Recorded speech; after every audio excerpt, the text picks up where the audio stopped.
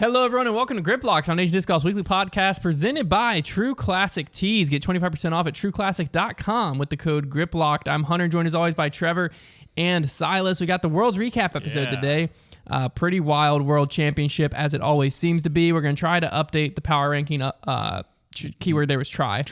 Then we have Trevor's Trivia, and we'll wrap it out with a little Butler County Disc Golf Classic preview, the Silver Series, the last event of the regular season. We'll talk about how we feel about that being a Silver Series. I'm imagining you can already guess.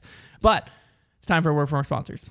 Today's episode brought to you by Discbox. So many disc golfers have tons of extra discs cluttering up our closets and cars. There are very few storage products out there on the market that are designed specifically for golf discs that don't waste any space. And unfortunately, the ones that do exist are terribly expensive. But now there's finally an affordable option called Discbox. Discbox is the only low-cost disc golf storage product on the market. You can go to discboxdg.com. You'll find quantity discounts, wholesale options, multiple colors, and most importantly, no order minimum. So you can order just a single box if you want. Visit discboxdg.com and get your collection organized. Use code GRIPLOCKED for 10% off your order as well. All right, the World Championship is in the books. 2 world champions have been crowned. One's a 6-time, one's a 1-time, and it's not Paige Pierce. We have Kristen Tatar taking it down. She is the new world champion. Henna Blomroos came in 2nd, and Holland Hanley snuck her way up into 3rd. And then on the MPO side, we had a thrilling finish between Paul McBeth and Aaron Gossage, where Paul was able to take down his 6th world title. Aaron Gossage finishes in 2nd. And then Tristan Tanner held on, finished in 3rd alongside Chris Clemens and Matty O. Can't wait to see that Tristan Tanner hat on you. Yeah, I added it to my cart this weekend, but I didn't check out yet. I'm going to. He did not. I went on Trevor's show. If you haven't seen the Trevor Staub show, he had a Hot Take World special. And I popped on there, and at the time, Tristan Tanner was in the lead from the B pool at Worlds. And I said, I don't even think this is a hot take. Tristan Tanner's going to lose by more than 10. And then he held on. There was a point in the final round that he was right up in the mix. I agreed with you, so yeah. Yeah, so do you have to get a Tristan Tanner hat too? No, I just didn't make the... I'll buy a Tristan Tanner Rive as well, because I want the Rive. I like the Rive. So I'll probably just get a Rive and a hat. It's a good disc. Become a TT Tanner rep. Double T rep. But on an FPO, Kristen Tatar has finally done it. She won in the end a dominating fashion. Yep. There are a few moments of quote-unquote doubt, if you want to call it that. I think it was round 3 that she slipped up a little bit, but not really. I mean, even when it was close, she was still the obvious pick to win. Yeah. And by far the favorite going into Worlds. I mean, she's had... there's no question about Player of the Year this year in my mind. Yeah, no, It's funny when I watch Kristen play, and a lot of the event towards the end, especially, we were watching Kristen play kind of just safe chip it around golf. But even from the beginning, what she is doing in the FPO field, she putts well, for one. She's a pretty solid putter, pretty dependable. But she's just keeping the disc in play and throwing really smart shots. And she's never biting off more than she can chew. And I think that's the key for Kristen's game is she's never getting overly aggressive and doing something that is low percentage. She plays high percentage golf shots, and she manages the course extremely well. And I think that players like Paige are going to have to realize that is what wins at the FPO division right now, is just throwing smart shots around the course, because she's the only one that's doing it. And I think there are other players that are probably capable of the style of golf, not with as well-rounded of a game as Kristen, because backhand, forehand, putter, I don't think... I mean, Kristen's by far the best player in the world. Clearly there's nobody that compares, because the stroke difference is just too dramatic between her and the field. But... yeah, I mean, I think that now she's gotten, one world championship under her belt. The field's going to have to step up, or else we're going to see quite a few in a row, because it's very possible. If I were the FPO field, I would just be very glad that she's already 30. Like, that's the only thing you've got going for them. Because, Henna and Evelina are both in their low 20s. I think 22 and 24. I think Holland Hanley's pretty young. If Henna and Evelina get their putt figured out. Oh, if they could putt, they would be right. Well, that's what I'm saying. That's scary for the FPO field as well. That is the crazy thing, yeah, because it's just a putter. Yeah, and it's funny, people are like, well, yeah, just a putter. Like, everybody says that. Well, yes, but you have to remember that the putt, for the most part, for players that practice as much as they do, is mental block. Yeah. And that stuff can be overcome. Like, I've become a much better putter this year, And I can tell you right now, I haven't been practicing more. For me, it's just I don't care anymore. Yeah. So but like it's a mental block. So yeah, you literally could see. I mean, we've seen players like Paul McBeth have like differences in putting, and we know it has nothing to do with the skill. It's the mental side. So realistically, the best throwers of the disc right now are probably Kristen, Henna, and Evelina. I would say Henna and Evelina. Yeah, I would say. Yeah, outright. I mean, Kristen's by far the best rounded player, but I forget time and time again. I forget what the stat was. I can pull it up right. Well, I mean, Henna came in second, and if you watched the coverage, there were several times that she missed putts. You were like, "What just happened?" So this was Saturday. So final round. Yeah, afternoon. And it was pretty much formality at this point. And at that point, Henna had missed 23 Circle 1 putts, and Kristen had missed 13 strokes. 13 strokes, and she lost by 8. So there it is. Yeah, like that's it. Circle 1 putting. We're not even talking about like, oh, Kristen just takes advantage from those 50, 60 footers. No, it's just the ones that are close to the basket. Yeah. Like and sometimes like 15 footers. Yeah, that can. It's just mental blocks. Sometimes, Hunter, 8 footers. Yeah, that's what I'm saying. They're just mental blocks. So like, yeah. Because there was a point where it was Kristen, Henna, Evelina, 1, 2, 3. Yeah, we were feeling really good about our early season predictions there. Yeah. Well, I mean, so Henna and Evelina, the field still has to worry about. They've been fortunate this year that their putter's been ice cold, but if they get it figured out, it's game over. It's definitely getting interesting. Paige has got a lot of work. Paige's got to figure something out. Yeah. I understand. I think what you were saying, like in FPO, mistake-free golf wins. In MPO, Paige is trying to play like she's trying to win MPO a lot of times. Yeah. Where in MPO, you have to have the foot on the gas pedal, try to birdie everything. Perfect, yeah. Because like there's so many players that are going to do that and not make mistakes. In FPO, you don't have to have foot on the gas pedal, birdie everything. You got to keep the disc in play, pick up the birdies when you can. Somebody on my show made an interesting point. They kind of conceptualized this destructive like cycle that Paige is in, to where when she gets a lead, the pressure mounts on her really quick and she loses it. And then when she loses the lead, she feels like she just quickly has to like go like all out, super aggressive to get it back, when that's not how you gain strokes in the FPO field. I think you're right. I think right now the FPO field it's like if you're playing tennis, there are some times where you're playing against somebody and you have to hit winners, right? Like you have to try and take the game. And there are sometimes you just need to wait for them to make unforced errors. And I think that's a lot of times that the FPO field plays out, is like Kristen is just waiting for the rest. She's just going to slowly gain strokes, and she's going to wait for the rest of the field to make unforced errors. And that's what they're going to do. Whereas in MPO, there's so much more parity in the field, and this will happen in the FPO field over time. But in MPO field, it is so much deeper right now because of how many more players there is, that like somebody's having a perfect weekend, so you got to have a perfect weekend. Yeah. But that's not the case in FPO right now. You know who you have to beat. Most weeks there's been a lot of new winners, but it's kind of the same theme of like that new winner beat Kristen, Paige, or Kat. Exactly. You just have to go out there and you've got to play your game and Paige has to make a shift, because I mean she's still winning, obviously. She still had a great season. It's just she could be having such a better season. And when you go to Worlds and you're like supposed to be so like premier in that division and towards the top, you can't be losing like she just did. Yeah, because Paige has won 2 majors and 3 Pro Tour events this year. Yeah, no, there's been absolutely nothing. But then she's also finished in 21st at a major, 10th. She's finished outside the top 3 multiple times, which Kristen has not. Yeah. And she just came in 5th at Worlds, which like Worlds is supposed to be your bread and butter. Because since European Open, she's went 4th, 3rd, 5th, 5th.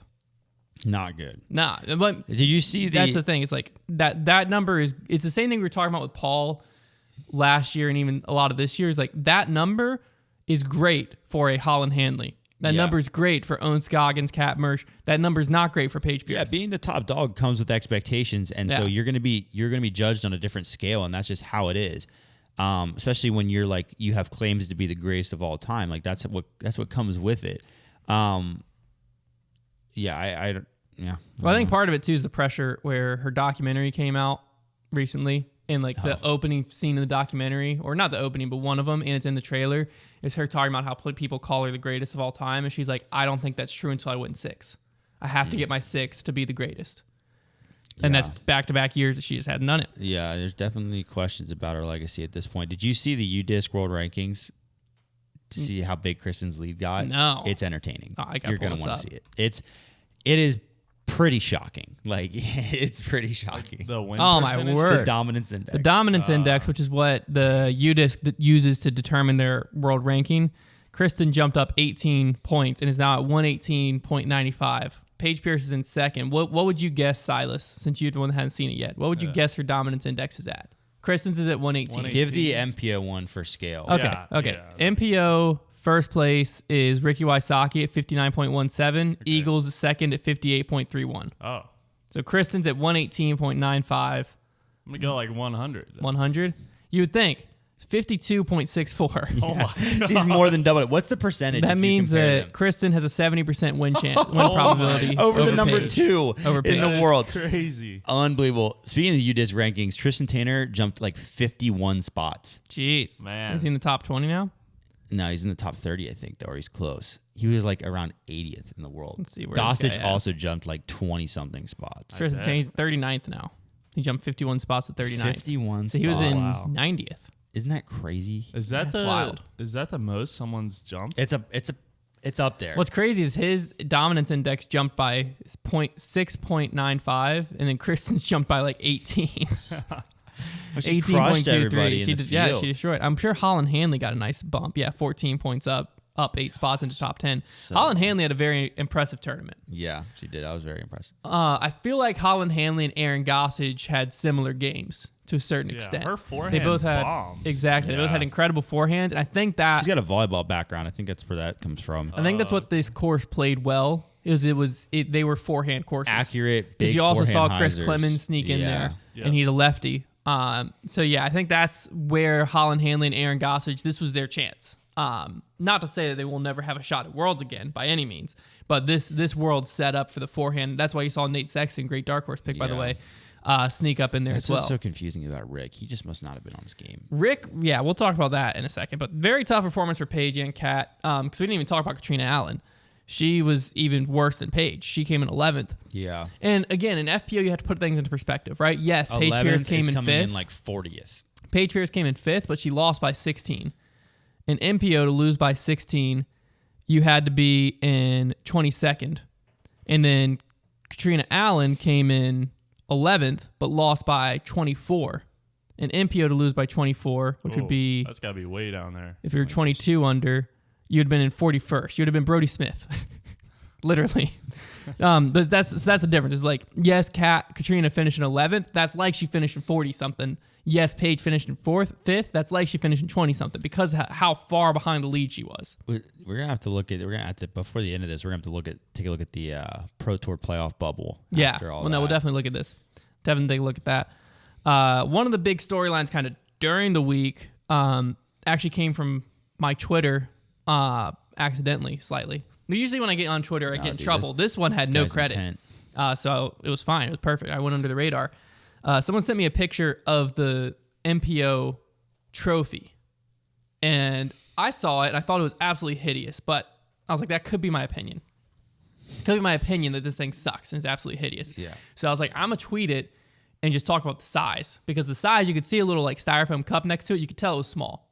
I was like, everyone will agree it's a small trophy. So if I tweet the size, I'll let the world decide about the appearance. And as far as we know, there was no other trophy. There was no other presented trophy. at all. No, That was there it. was no Okay. other Well, trophy. MPO, they didn't even present the trophy at all. I think they got embarrassed because FPO, they presented the trophy to Kristen and she raised it. And then that started getting memed on top of it. Yeah. So I think MPO, they just were like, hey, Smart. screw it. We're Yeah, not going we're to just hand this not guy even anything. have a trophy. We're just not going to have a trophy. But anyway, so I tweet the picture and the picture goes to Reddit, PJ Rodman, all this, everywhere picked it up. And everyone agreed with what I had thought. So I could have just tweeted my opinion. It looked like an art project. I just want to talk to them. I want to talk to them and be like, hey guys, what were you thinking? I'm wondering if Someone I think it's what you had said. I think someone was like, hey, let me make it. volunteered to make it. Yeah. But as a tournament committee, like there are other like we ran a YouTube creator tournament, and our trophy was like, was it perfect? No. But would it have sufficed for something like this? Yeah. Like it would have been, and it was, guess how easy it was? Google, buy. It wasn't even that expensive. No, like $200. We're talking about the World Championships. Like, and the funny thing is, like, the PDGA, you know, like the Player of the Year trophies they hand out, they're pretty good looking trophies. They're Like, fine. Like, they're okay. They're better than what those handed So that's at what I'm Worlds. saying. It's like they But the PDGA doesn't do the trophy. So like I only put some blame on I blame everybody. on the I TD. blame everybody. Because like in my mind, the PDGA, can we just get a recurring trophy? It's the World Championship. Can we just have a some type of recurring trophy you keep putting names on, and then if they want to have like some kids make an art project for the trophy for the guy to take home, that's fine. Even hand out a medal, and like it would look better. Like put him, like give him a trophy to raise, and then give him a gold medal. Like that would you don't look have cool. to see what the person takes home. Yeah. So yeah, if you want to have, that's true. I don't even care what they that's take what I'm saying. home. If you want to go to the local art, like local high school, and have their wood shop work something up, fine. Who gives a frick? Let the player take that home and Just put it on get their a traveling trophy. Make a big Get a deal about trophy. it. Yeah. And then it's like you're battling for the world's trophy, and you can make the whole storyline around the trophy. What are we doing? It's like one of those things we talk about where it's like automatic tournament prestige, and it's so easy to do. Yeah. Like Yeah. here, all you have to do, invest one time in a trophy. Yeah, spend like $5,000 once. One time. Think if you would have done that back in the Climo era. Yeah. If you want to, put names on it each year. That's nice. And then keep the same trophy every year. Use B-roll shots of it. Show them like bringing out the trophy. Like, oh, there we got eyes on the world's trophy. Like, Make it huge. yeah, automatic tournament prestige, and it is so easy. You could just, I volunteer. Hunter and I both volunteer. If you just want to contract us next year, Yeah, we'll find the trophy. we'll find it because it's not And hard. It's not hard. I don't get it. I don't get My it. least favorite take online, and it's the take that always gets responded, is, well, they have to consider, most of these players are in vans. They have to travel with the trophy. They don't need to take the trophy home. Yeah. You just have the trophy, Or- so you can present it to them. They raise it. You put their name on it. Then you hand them something small for them to take home. Or provide a mailing service, because that also takes no effort. Just ship it to their address. That's like FedEx is the official thing of it's a Stanley Cup. I don't know. Do they do that to the? There's some commercial. FedEx has a commercial where they are shipping the Stanley Cup. Those trophies are so small already. It would cost you like $12 to ship them. Just be like, hey, what's your address, and we'll ship it to your home for you. Somebody takes it to the post office. Done. Yeah. It is. We volunteer to And be the you heads of already the have the trophy box it committee. came in. We'll run a trophy for every single event that doesn't have a good one. We'll do it. And it's not being like, everybody's being like that's just so nitpicky. It isn't nitpicky because it is so easy, and it's on camera. It's on display. Like it's part of the image of the event And the sport. and the sport as a whole. Like it just looks so dumb, and it's so easy. I just That don't one, get it it. It's literally- gonna make me cry. It looked like someone made it with Legos. Like that looked like if you told a Lego factory to put a disc golf basket together, what was on the world's trophy would have been, and they had that little turd it was supposed to be the world. I hope it spun. If it spun, a little bit of props. But that's the only thing. If that thing didn't spin, if the world's I trophy don't think didn't it did, spin, man. if the get it world out of on there. it didn't spin, then like that was the only redeeming factor. I mean, somebody just machined it. Like they got a giant slat, and I'm- they just like. I'm just hoping. I'm hoping that when the trophy showed up, it showed up like a day before Worlds, and the TD got it. Was just like frick. I would have I'd hope to a party city and found a better trophy. I would just hand him the check. It was $20,000 for the winner for MPO, $11,000 for FPO. the giant Just check hand him the is check. at least something. Yeah. Let him raise the check. Raise the check. That's at least something. $20,000. And they were like displaying it on the final day, like next to the first tee. Like they were just had it sitting there on display. Like that's what makes me think that they were like, this looks good. This is Yeah. great. Yeah. Which scares me, This is terrifies what me. you're playing for. Yeah. Gosh. Playing for a slab of metal.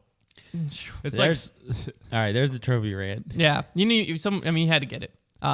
But yeah, if you want more of the trophy rant, just go to any Facebook group or Reddit, and you'll see 99% of people agreeing with us, which is rare, actually. Yeah, it is real. Actually, That's now that why we've said it, everyone's gonna be like, "Dude, the trophy was so sick this year." that you just can't. Like, there's just no way around this one. No. There's no way around. You can't say It's that. bad. So Paul got his redemption, became a 6-time world champion. So walk with me on the what if train here.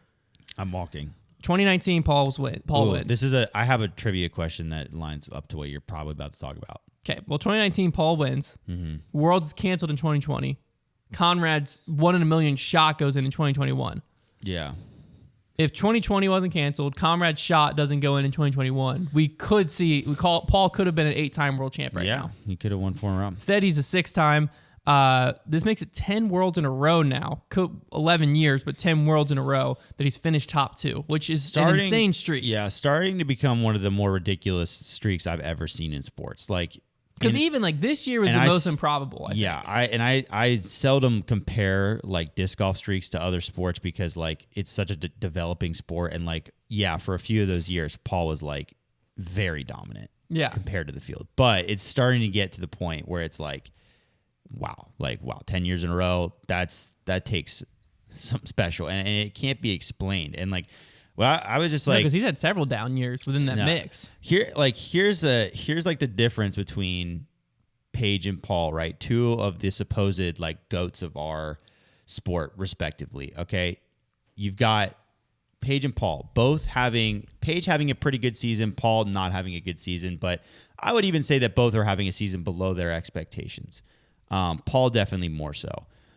Both of them have 5 world titles going into this event, and the difference is like Paul in this event, there's no statistic that can really explain it. When you're not even having a good season and you still win worlds and get in that top 2, like it gets to the point where you just can't really explain it with statistics because the rest of the year doesn't really line up to that. I mean, he looked crippled out there, like the whole event. Like he didn't even look good.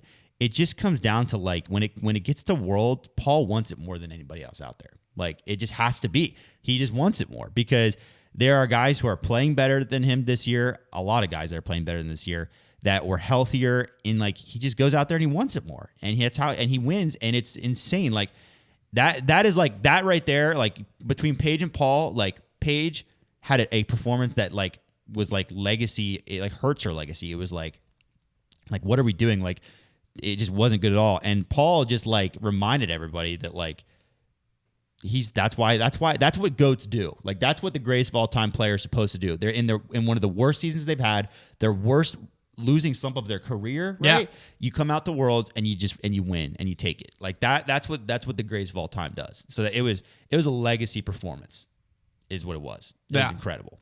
He's also now 1 major shy of Ken Climo's record at 18. Yeah. So more major. Somebody was saying to me on my show that we need to start referring to players like as blank time major champions to try and like keep the Here's world the thing about Worlds. Here's the thing, right? Because Aaron Gossage, props to the guy. Incredible performance. Yeah, he battled. He did not crack. No. I thought multiple times, that's it. He cracked. And he didn't. And he was able to, even on 18, do what he needed to do to get to the playoff. Yeah, he gave With it everything that being said, I would have been so upset if Aaron Gossage won Worlds. Because I wouldn't have, if this was Champions Cup. This is going to be a very complex take, but I'm going to fight through it with you. If this was Champions Cup, USDGC, European Open, any other major, would not care at all if Aaron Gossage won.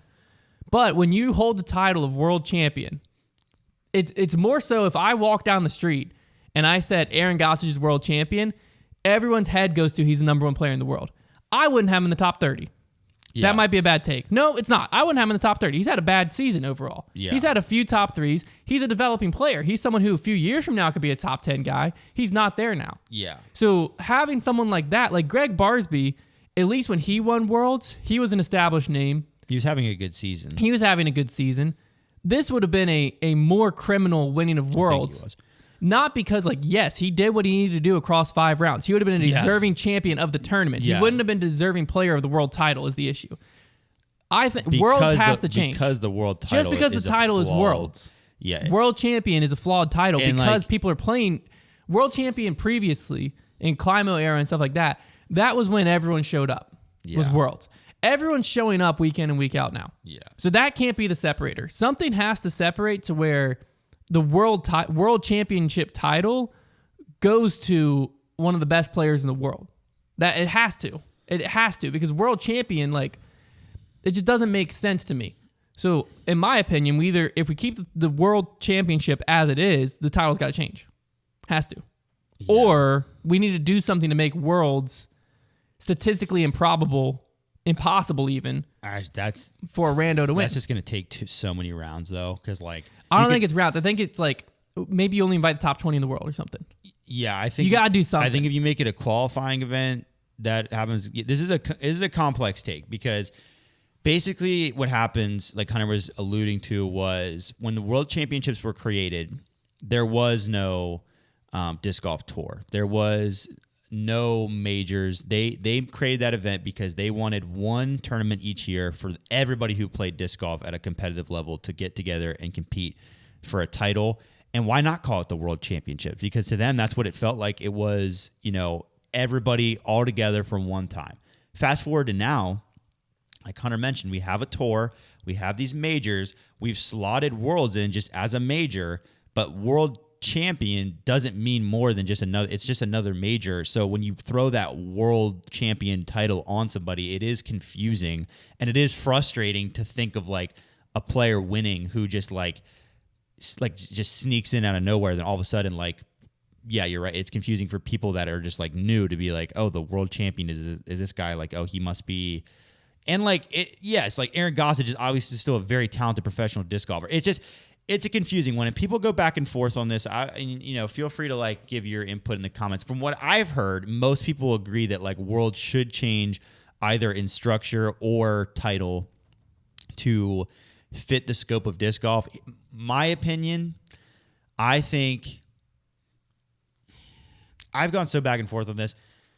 I think that you make Worlds either biannually, triannually, it wouldn't be the correct word. Yeah. I think you make it either like once every 2, 3, or 4 years, and you make it a qualifying event. You give it you elevate it in that sense. What do you think of making it like the FedEx Cup? Like the Tour Championship of the Pro Tour becomes the World Championship. Somebody did mention that. But instead you go, the people coming in, because then I actually like Ricky and them coming in would have they'd be at 10 under. Right. Aaron Gossage would have been at even. Right. If he makes up that 10-stroke gap over it all, it is what it is. But then the best players in the world are sitting at 10 under. Yeah. Then Paul's at 9, 8, 7, 6, and you have a 4-round tournament to where the best players in the world have a distinct advantage at the World Championship, as they should. And then if someone crazy happens, it's very unlikely, but if it happens, it happens. Versus this, it's just another tournament. Just another tournament with an extra round, yeah. Yeah. Yeah, I think I actually like that. Somebody did mention that, it's funny how the hardest thing to do in disc golf is the actual hardest thing to do in disc golf pretty much is lead the tour in points at the end of the season. Yeah. And yet we really give nothing out for that. You might win player of the year. You're going to have a 1 seed in the Tour Championship. You become like they're like the regular season champion, or whatever, but you get nothing. Yeah, exactly. There's no accolades. Exactly. Compared to a major championship, whatever, it's even though it's it's technically the hardest thing to do because it means you're the most consistent points winner throughout the year. So I agree. It would be nice to be a tournament that more directly correlates to those points to crown a world champion. That would be the thing that makes the most sense. And the Tour Championship is not that answer because there's not a huge advantage for the better seeds. You can even say they're at disadvantage slightly. Later in the tournament, because that's the thing is people are like, oh, they don't have to play as long. Yes, but players getting hot. By time it does get to time for them to play, it doesn't matter what happened before then. So they are at a disadvantage. So, I think the Worlds is interesting. I know this is a confusing take. It shouldn't be. Well, it's not a confusing take. It's a complex take because it involves history, nostalgia, and an evolving sport. It's not just black and white. There's a lot of things that play into it. But you just have to understand when we talk about this, we're not saying that Aaron Gossage like didn't deserve to win. It's just no, like, he deserved to win. He deserved to be in the playoff at that tournament. yeah, He wouldn't like. Let me just read you through. It's the title world champions. Because this is the issue: is he came 57th at Las Vegas Challenge, 50th at Texas State's, 38th at Champions Cup, 43rd at Jonesboro Open, 53rd at Santa Cruz Masters Cup, 87th at Idlewild, 38th at D-Glow, 32nd at Ledgestone, 64th at Des Moines. Yeah. And he was one island shot on 16 away from being the world champion of this year. The point is, like, if he just wins a major, it's like this awesome underdog story. Like, wow, like Aaron Gossage won. But if you win the world championship and now you're the world champion, it just feels weird to us. Yeah. And so, like, let us know. Because you hold the title of world champion for a year. Like, European Open champion, we don't highlight that for a year. Like, I don't need Ian Anderson at that one-time love to be saying, oh, that's just that one-time love from Aaron Gossage, like on every single shot he throws for the next year. Like, I can't for the rest of his career. That makes me sick to my stomach even thinking about it. So that's what's so tough. It's like Aaron deserved everything. Aaron deserved everything about where he was in that tournament. The issue is the title of the tournament and how much prestige is put on it. Because that's the other thing, is it's a career moment. Yeah. Of like the other issue too, though, is like, and this is why I think we need to start changing the narrative to say how many major champions a player has. Because if you change how Worlds works, like Worlds shouldn't be a major.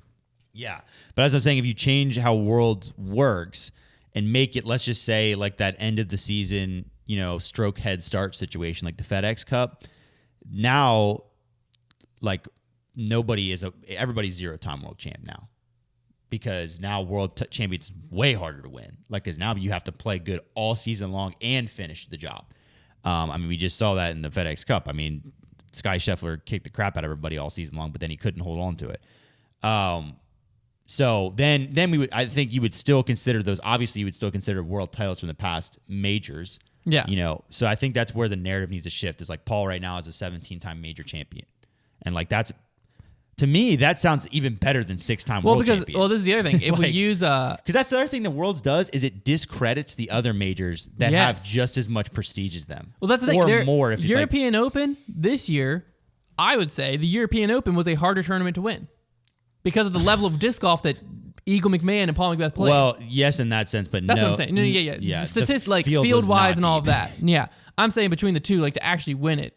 It required a higher level of disc golf because Eagle and Paul were on a different level. Yeah, it did. Yeah, but Worlds overrules it. And I would say USDGC is hardest tournament to win every single year. Every single year, without a doubt. I think that's almost the bigger point is that because of Worlds is called Worlds, it takes away credit from the other major titles, especially USDGC. Because ask any player like what event they want to win, and most of them that I've talked to say USDGC over. Well, they Worlds. say World if you take away.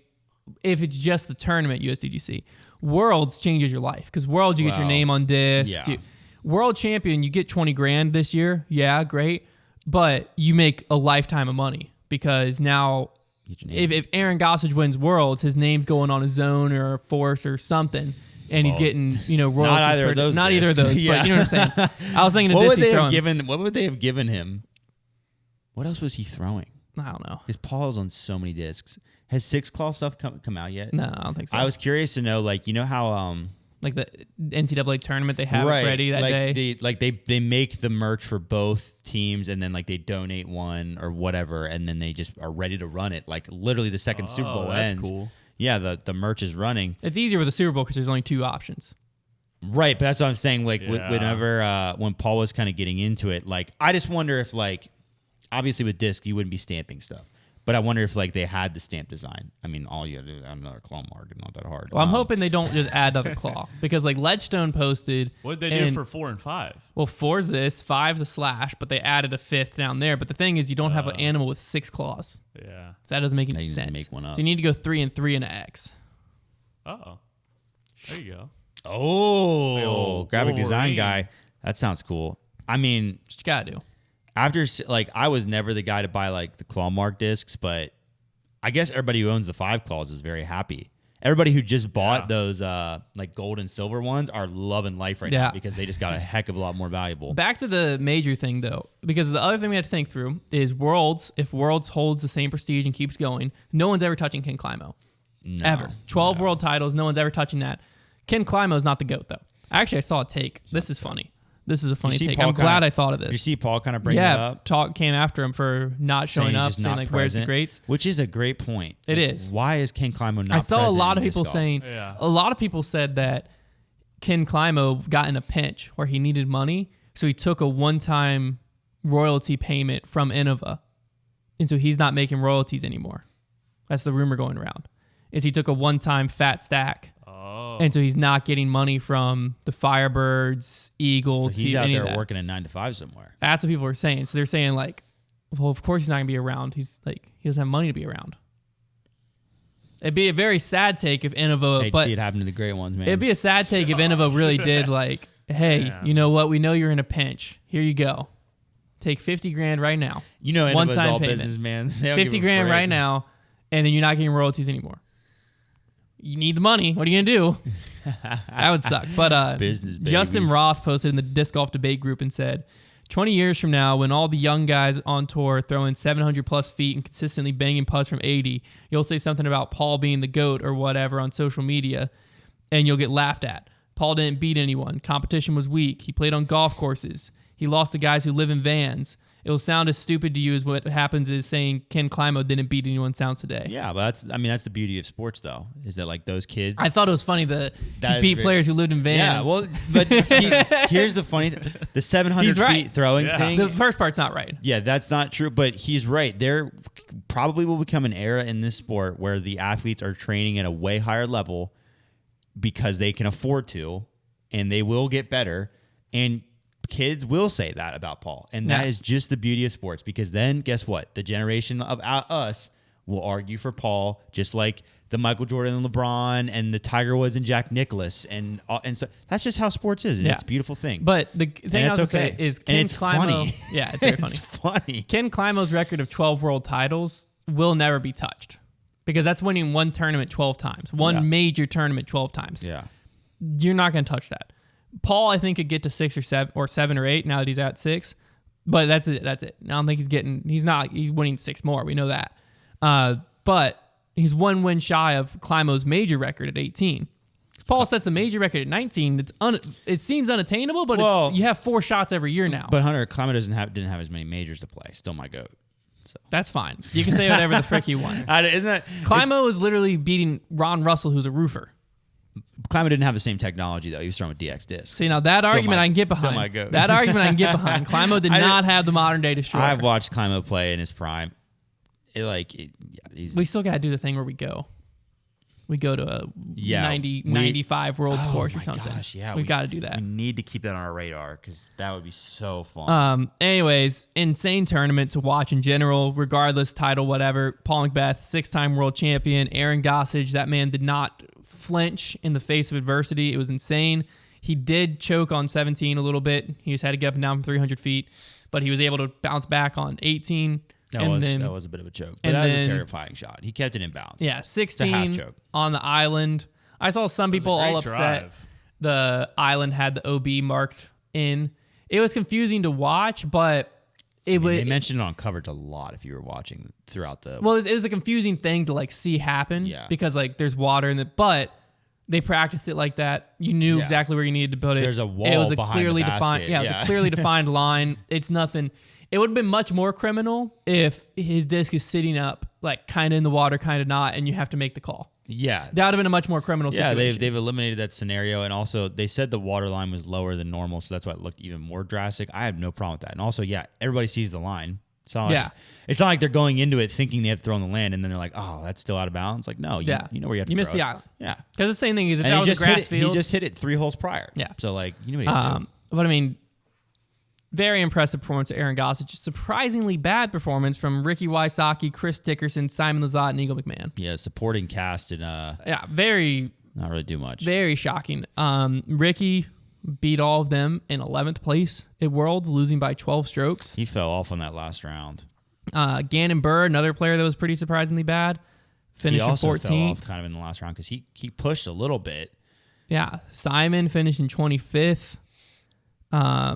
Where is Eagle? Eagle finished in 38th, which Eagle, to be fair, he did go to get dirt to, Hurt dry his himself. hand and cut his hand on glass. It was in dirt. Very unfortunate situation, but that did happen.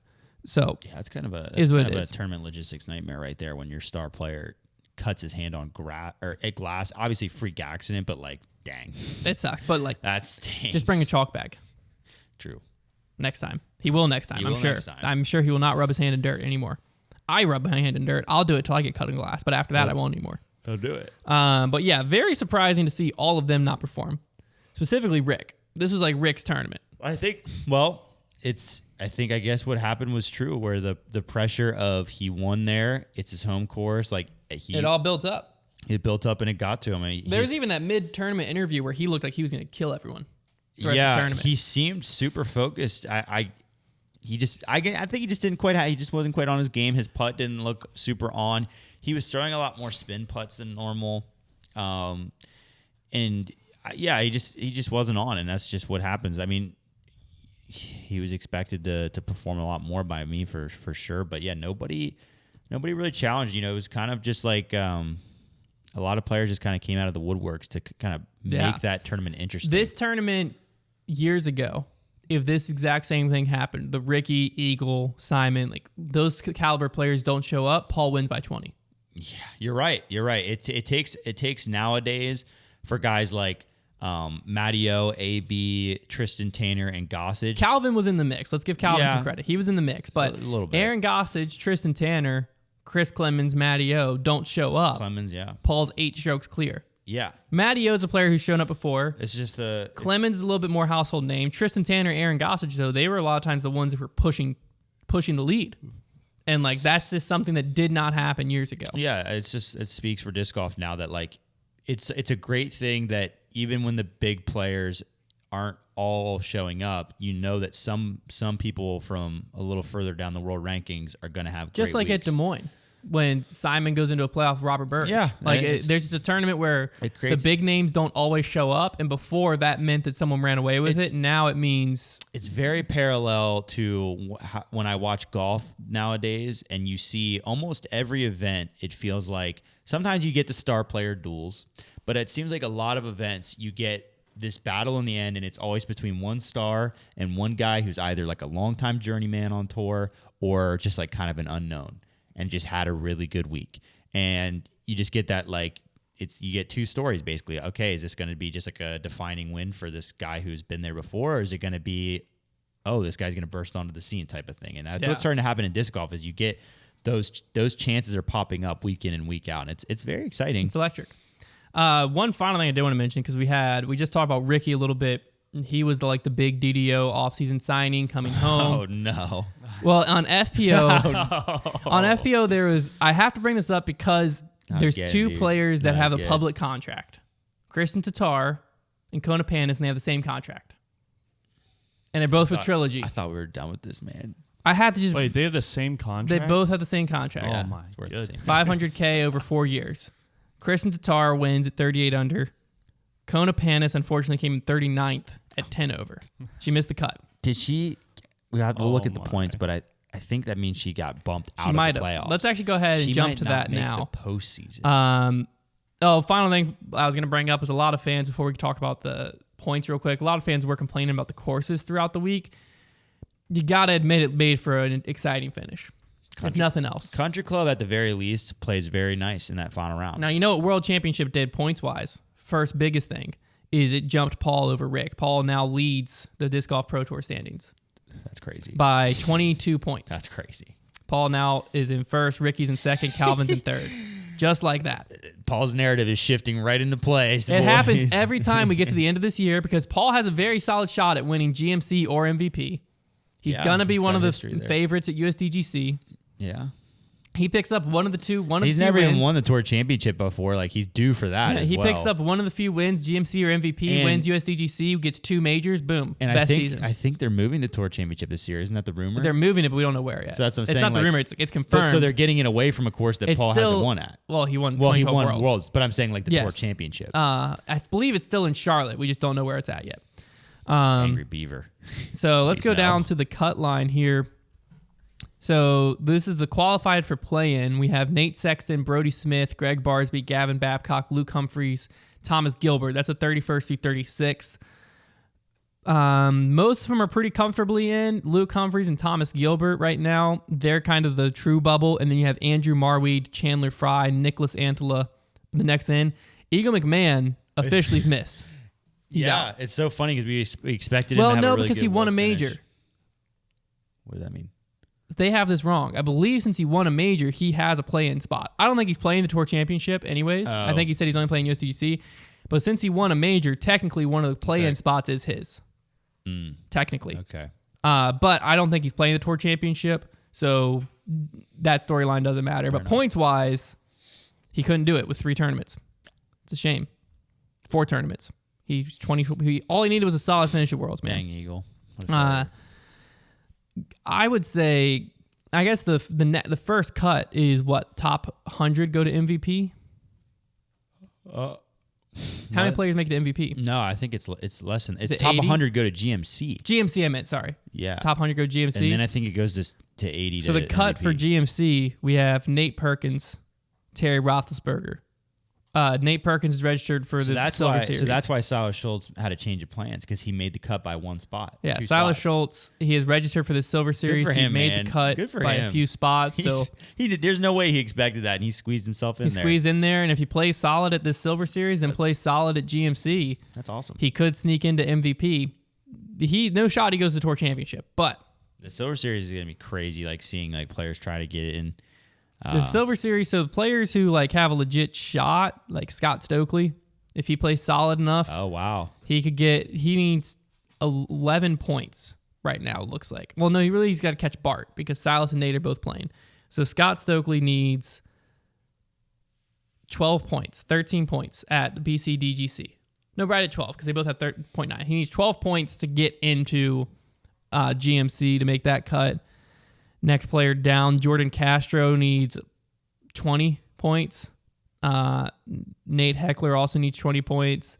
Zach Arlingus needs 21. So Zach Melton also is down here. He needs 21 as well. Yeah, he had so a good season. we need some of those players need to have a very good performance at the Silver Series if they want a chance to get to GMC.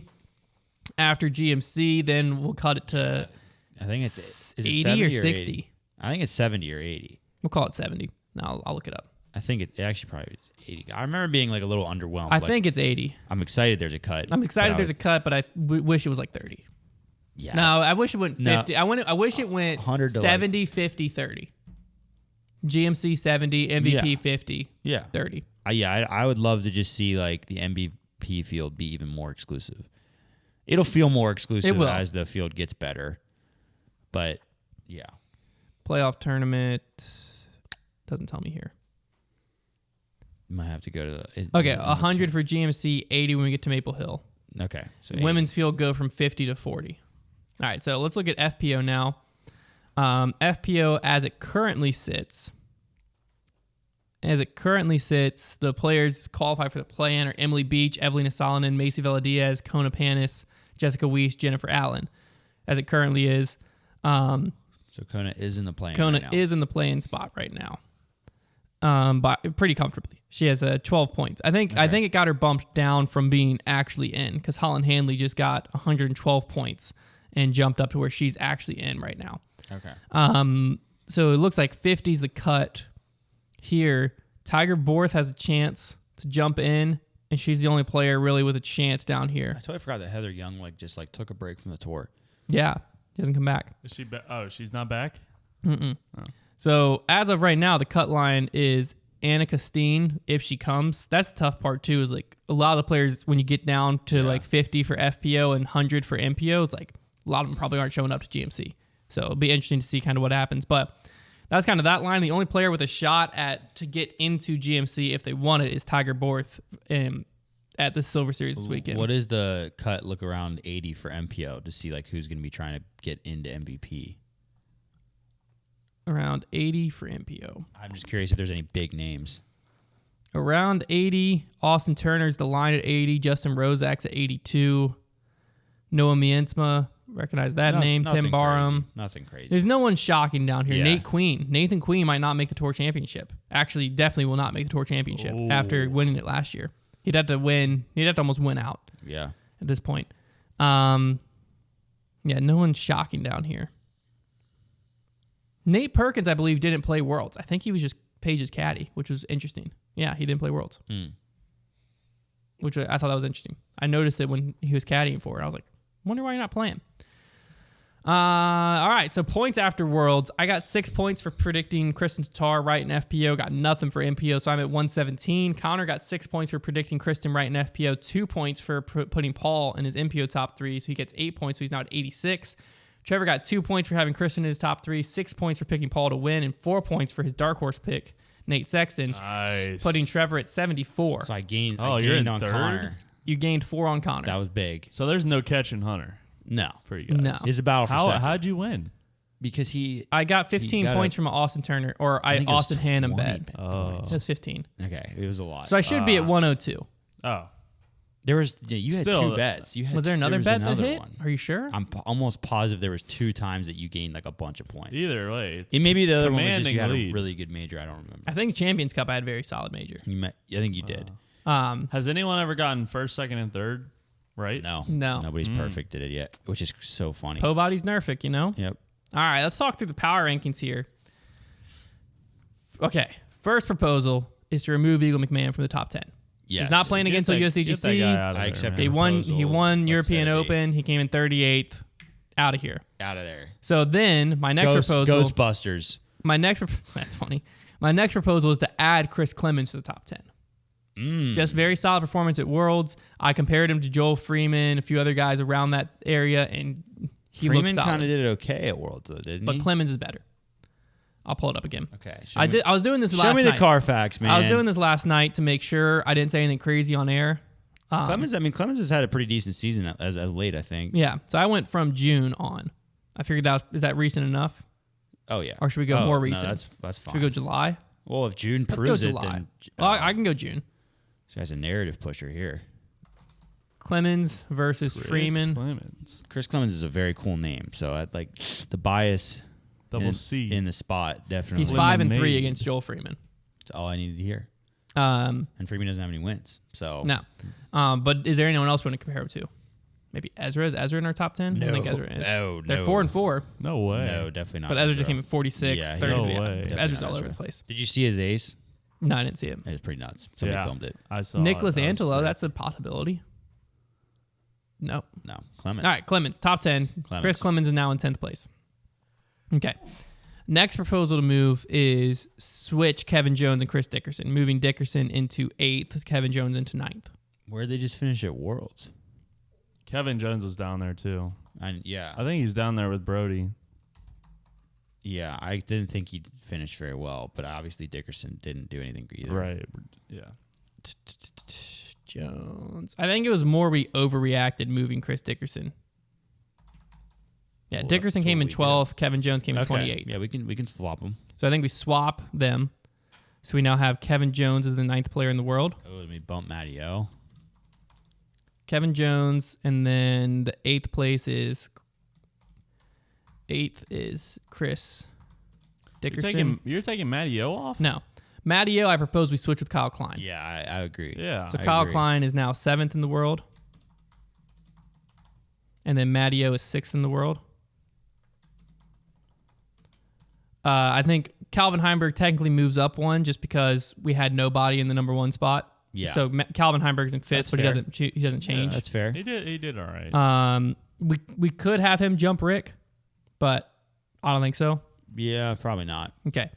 Then I propose Ricky Wysocki's in 4th. Gannon Burr stays in 3rd. I don't think we changed any of them. Yeah, probably Simon, not, Gannon, Rick. probably not worth it. But Paul definitely. And then I moves to moved one. Paul to number 1 in the world. Yeah. He moves from 5th to 1st.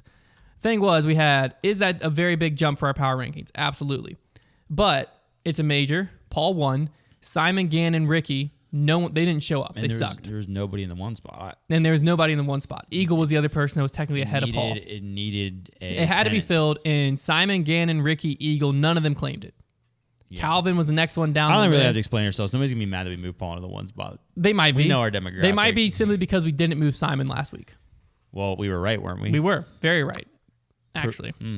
So Simon can't play at majors this year. That's been his one flaw. Like, he's been very good this year. Don't get me wrong, but like so far he hasn't shown up at the majors. He's got one more shot to prove himself. I mean, that would be something if he. I don't USDGC. do not see him winning USDGC, but that would be something. See, USDGC is the type of event I could see Aaron Gossage winning. Yeah, that forehand. It's always a forehand tournament, it seems like. Man, after that performance from Sexton, just watch out for Sexton winning another US. You heard it right here. You know who sneakily could? Chandler Kramer. Yeah, just forehands all over. Yeah. Could. And rollers. Let's just start listing off everybody has forehand. Just say, You know who Andrew sneakily Marweed. could. Yeah, you know who sneakily could. I bet Big Germ could go get his second. You know what? Big Germ, man, dude does all right out there. Let's give him some credit. Chris Clemens, man. He could win. Dude. Sneakily. Sneaky. Brody Smith. Dude, sneaky Brody Smith could win. Dark horse Brody Smith. FPO, I don't think it really changed much. Kristen's still the number one player in the world. Paige and Kat still disappoint me. Missy Gannon's fine in fourth because she can't jump Paige or Kat yet. But I do think we move Evelina Solon into fifth. Over own. Yeah, I Well, agree. 'cause- She's had a couple back-to-back. So if we now, go Stat Mando and we go Evelina compared to Henna is the important one, I think. Because Henna just beat Evelina. So, like, how is Henna's Evelina? been not good. But this year. Henna has not been good. Yeah. So we'll just prove it really quick. June, same time frame. Miss Blomroos Shout out versus to Stat Mando for existing, by Solonen. the way. This website's awesome. Compare Evelina's 4-1 since June. Yeah. The only one being Worlds. Henna kind of came out of nowhere. She has not really been that good. Yeah, Evelina beat her at U.S. Women's, beat her at the European Open, beat her at Finnish Nationals, which that doesn't matter, beat her at Des Moines, and then beat her at Worlds. No, Henna beat her at Worlds. That's the only one. So Okay. my proposal is Evelina. If you want to see the Evelina to own, we'll do that really quick. There's not much to go on because I think there's only played 3 events, and Evelina's 2-1 against Own. Sounds good to me. So the Preserve, Evelina came in 5th, Own came in 16th. Own beat her at the last major, U.S. Women's, came in 3rd. Evelina came in 6th, but then Evelina came in 5th. Own came in 7th at Worlds. Okay. So that's my only proposal is we move Evelina into 5th and bump Own out. Sounds good. So there it is. There's the updated.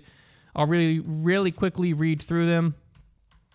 Jeez. So that I have, what is going on my computer? So that we have that. So MPO, number 1 player in the world, Paul McBeth, number 2, Simon Lizotte, 3, Gannon, 4, Ricky, 5, Calvin, 6, Matty O, 7, Kyle Klein, 8, Chris Dickerson, 9, Kevin Jones, 10, Chris Clemens, FPO, 1st, Kristen Tatar, 2nd, Kristen Tatar, 3rd, Kristen Tatar, 4th, Paige Pierce, 5th, Katrina Allen, 6th, Missy Gannon, 7th, Evelina Solomon. You still have Kyle Klein good. in there? Yes, Kyle Klein is. I do. Kyle Klein sneaks around, man. He's decent. Silas, Kyle Klein came in 23rd at Worlds.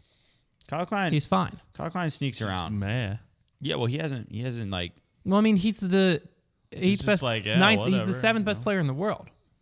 Like that's going to be a kind of meh spot. Kind of a mess spot. Let's Once you read got it. once you got outside of the top like 6, He went it 3rd gets at a little Preserve, meh. 3rd at Idlewild, 6th at D-Glow, 7th at Ledgestone, 7th at Des Moines, and then 23rd at Worlds. He's been pretty good. He's been solid. He's had a Yeah. very solid stretch recently. Respect. Yeah, put some respect on his freaking The name. man's a talented frisbee tosser. I just feel like he just doesn't get mentioned. We just mentioned him. I feel like I never hear about Well, him. it's because like when you ever hear about 7th place, That's a good point. you don't. Yeah, it's because a lot of those other guys on there have had like wins and stuff, but consistent finishes don't necessarily make the media, you know, Yeah, exactly. except our media. Our media, consistent finishes play very well here.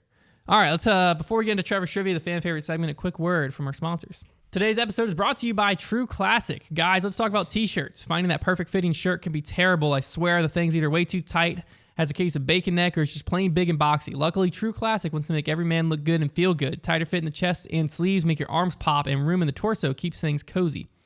Plus, all of their styles are super soft and pocket friendly, so guys, no excuses.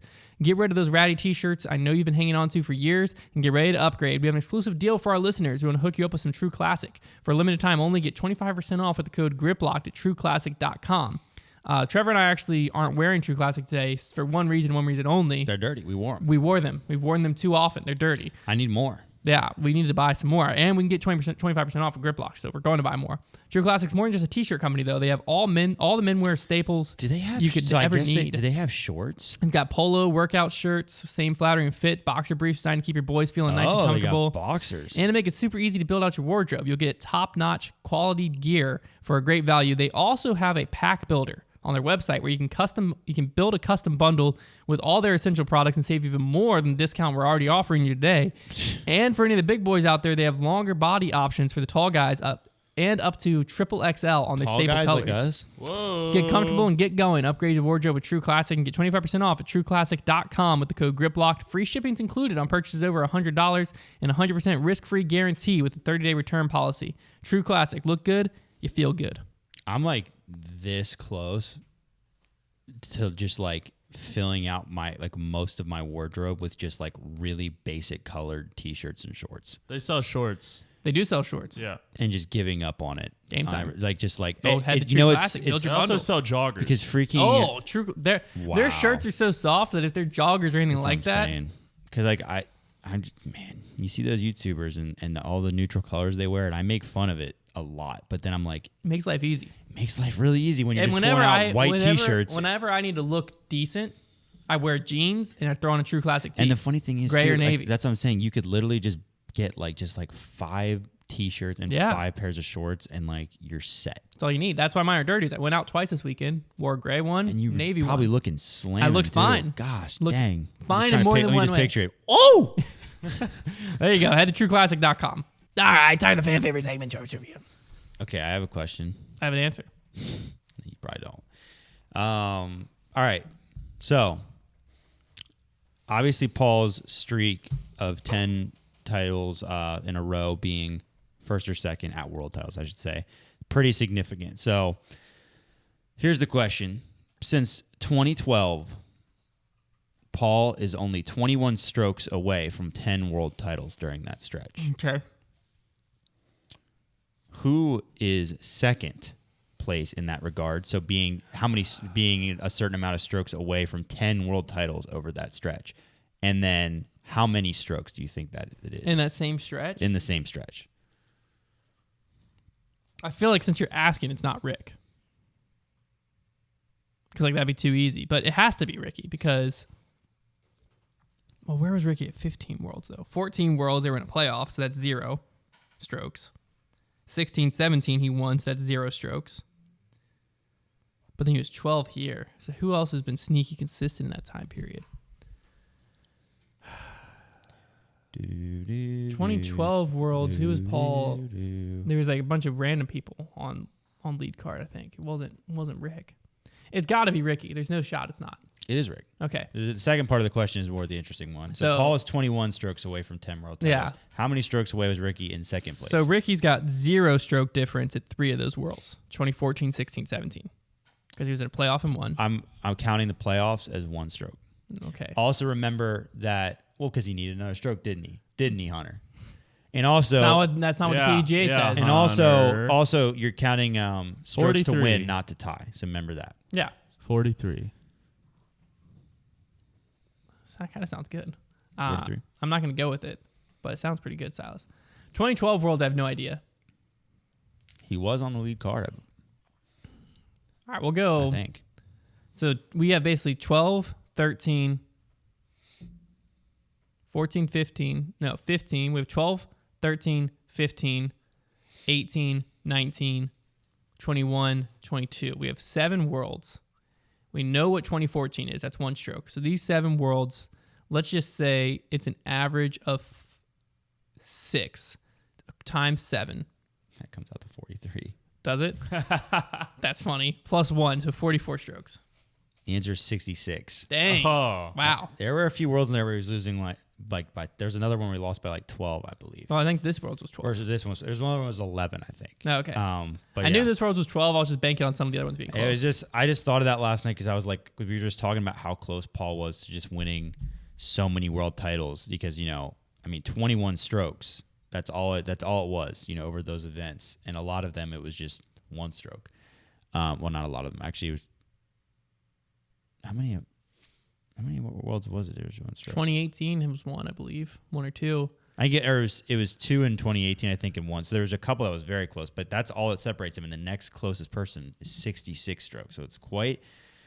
It kind of gives some light to how crazy his world's performances have been. That is wild. He's the guy to beat every year, and every he year. will be next year.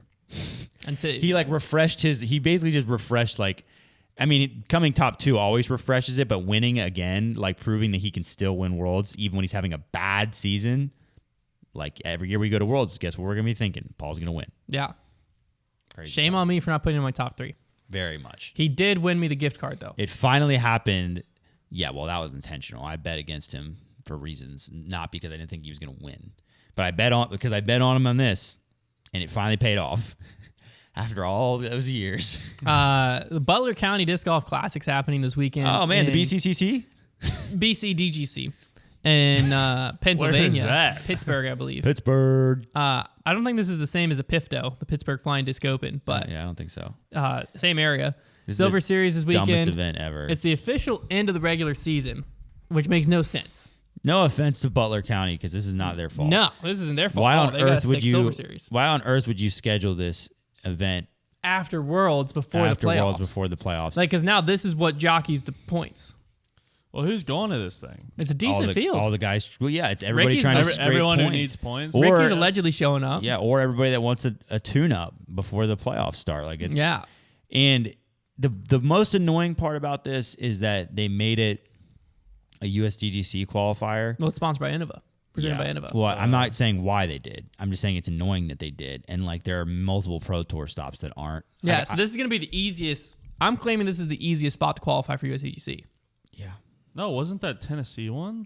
Well, it always gets easier as the year The one in gets towards the Tallahassee end. Open? Yeah, but this one, field this isn't one, gonna be the as- There was field's no not. one. There was no one there. At But this one, the Tallahassee Open. field sucks, and anyone that's good in the field's already qualified. Oh, they've already qualified. Right. Yeah, 'cause it's That's the a end good of the point. year. I just don't. I don't good really point. get it from a scheduling standpoint. I don't either. No, don't try to defend it. It doesn't make sense. I'm just gonna say like I don't know if it's like that big of a deal. Like I'm not gonna get worked up over Well, it. someone the has, Worlds something is has supposed to fill be the end of the gap. regular season. No, it doesn't. Well, Worlds was never the end of the regular Have an season off until week. this year. So this is better than last year at least. No, but they were advertising Worlds as the end of the regular season You're at the right. beginning of the year. They did. And now we're here, and there's a Silver Series this week. it is. It does feel. I weird. don't care about this tournament at all. It feels weird that like, because it's also like the event right after the World tie. So like, I mean, I'm gonna like look at the scores, but like I'm not gonna be paying like because there's no implications No.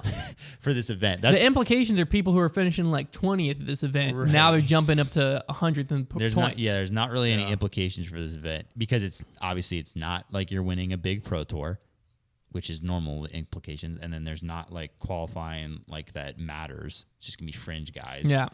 It looks like a pretty wooded course, so that's cool. Pittsburgh, man, go Steelers. Probably be fun to watch if you're in the area. Nothing against the Butler County. I'm sure they're going to put on a sick event. It is not. They didn't pick the date. Probably going to be a sick event for them. Butler County, man, go Butts. But like, what are we doing? It doesn't make sense. If Like the- I am in GMC mode right now. if the Butler County Disc Golf Club isn't the Butts, then like, what are you doing? If you had to start a disc golf The club, Butler County Butts. like the club in my course that I played at growing up was the Llamas. That's funny. Oh. Like, what would you make? I don't yours? think ours has one. Peaks and Creeks. Oh, I guess that's ours. You're saying? We They don't have a mascot, no. We can be No. the Creeks. But Peaks and Creeks is kind of like the mascot name for the club. Bedford doesn't have one either. No, they just go by. But like, if you were to make a the nickname, Bedford Bobcats. Bedford the Bob- boys, the Bedford Boys. because the That's D-Day. sick. Yeah, that's sick. Isn't that what they were called? D-Day troop. The I think Bedford It was like the Boys? biggest there's loss like per there's capita like a at D-Day. there's a That sounds memorial right. to them. Yeah. Yeah. That's actually a good one. I won't even argue that. Bedford Boys. Bedford Boys. You can have, Yeah, 19 boys from Bedford, Virginia, which is a population of just 3,000. Actually, 1944 died in the first minutes of D-Day. We'd be the Sandbaggers. That'd be funny. They're part of Company A. We could also just be called Company A Company. Oh, that's of the 116th Regiment. I like that So we could just better. be called Company A. Is that Stolen Valor? Like- Yeah, you're right. Well, isn't the Bedford Boys Stolen Valor? We might have stole Valor. Just then. Well, we just Returned to Valor. Returned it. Never mind. We'll go. What'd you say we should be? The Sandbaggers. We'll be the Sandbaggers. There we go. Nice. Boom. That's it. That's Grip Locked. Hopefully you enjoyed. We'll be back here next week Monday. on Monday for another episode. Is GMC next weekend? Disc golf, Good point. Green Should be. Mountain Champ. Yeah. So if so, we'll have a pro. And by next 9th, weekend, you mean not next weekend. Are they The going weekend to have after. Green 16th Mountain through the Coffee 18th. there? Not this upcoming weekend, but The following one. 16th through the 18th. So next week we'll have we'll actually be in Pennsylvania when this happens. But next Dope. week we'll have a preview show on the 15th, and then the 16th through the 18th will be Green Mountain Championships, the first playoff event. Yeah. We're already at the end of the season. We're going to be in Pennsylvania 1 week late. Darn, could have gone to the Butler. It could have been in Buckco. Could have gone to Buckco. All right, we'll talk to you next week.